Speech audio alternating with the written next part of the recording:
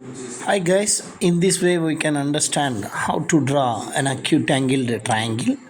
I hope you like this video.